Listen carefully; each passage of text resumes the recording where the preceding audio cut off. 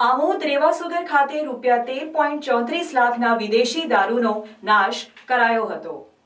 આમોદ, જંબુસર અને વેડજ 3 પોલીસ મથકના 48 પ્રોહિબિશનના ગુનાના દારૂનો નાશ કરાયો। આમોદ રેવાસુગર ખાતે ₹13.34 લાખના વિદેશી દારૂનો નાશ કરાયો હતો।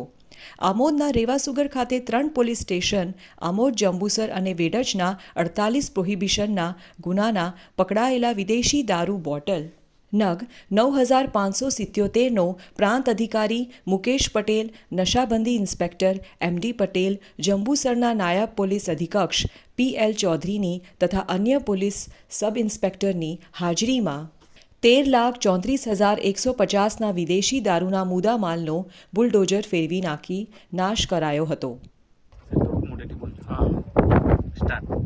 આજરોજ આમોદ રેવાસુગર ગ્રાઉન્ડ ખાતે પ્રોહિબિશનના કુલ જંબુસર, વેડજ પોસ્ટ અને આમોદ પોસ્ટનો જે પ્રોહિબિશનનો મુદ્દામાલ હતો એને નાશ કરવાનો હતો।